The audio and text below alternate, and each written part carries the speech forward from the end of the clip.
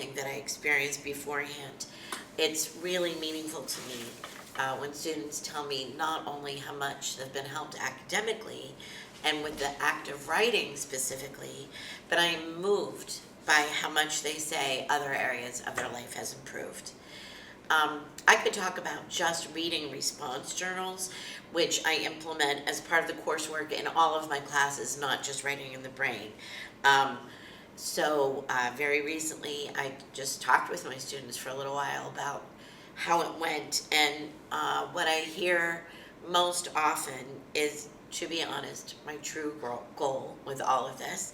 And they tell me that because I asked them to keep a reading response journal, they saw the difference it made when it was time to participate in the classroom, when it was time to think about things, right?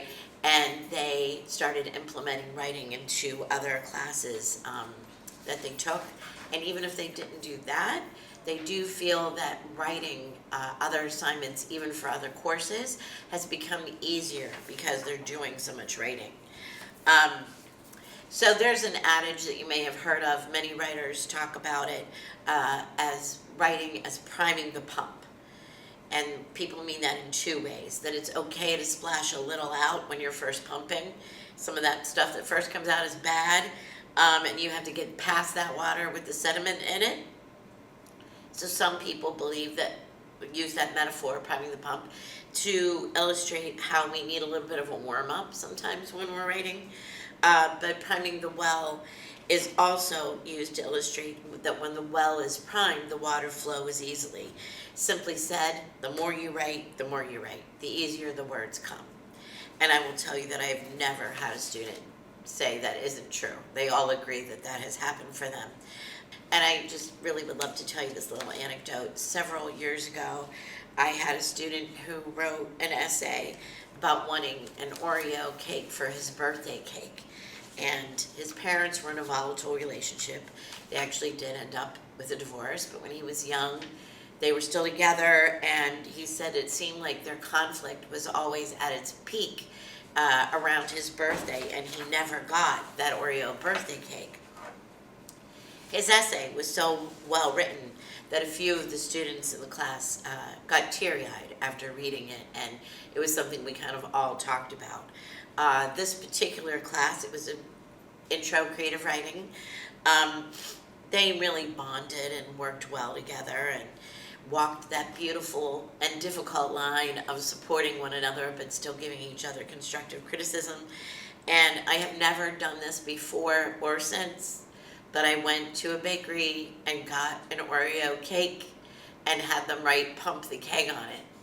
And then I brought it to class, but when I picked it up at the bakery, the the clerk said, "I'm sorry, but we have to ask you, we've all been so curious, is this for somebody who's opening their own bar?" And I, of course, had to tell my students, and we all had a good laugh, and I hope they still tell that story because I tell that story. And a remarkable, really remarkable experience that I had response very recently was a student that said she's been in therapy since about 8th grade with the same therapist who has constantly told her, please journal, please try journaling. I think journaling would help you. Why don't you journal? And that her response had always been, journaling doesn't work for me. That's not what I do. My brain doesn't want to do that.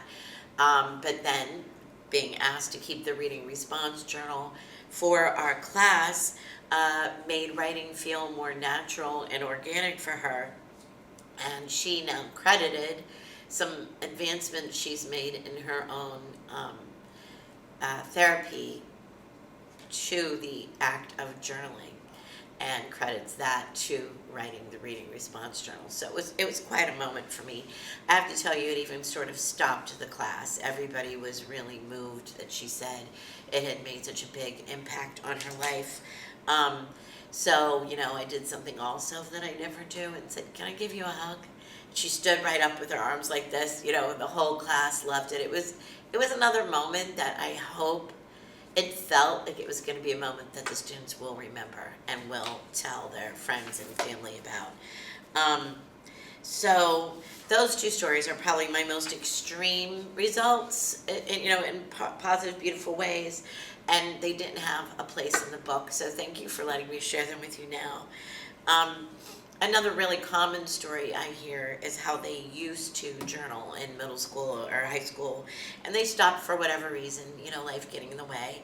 Um, and once they started journaling again, because of my class or in my class, the benefits came roiling back, and they are grateful that they found the practice again. Um, More than one student, many student, has just told me that simply writing, the act of writing, makes them happy, and that it's just simply pleasurable to do so because they're never asked to do so. Um, so if that happened alone, that writing made them a little bit happier, I think I would feel pretty satisfied.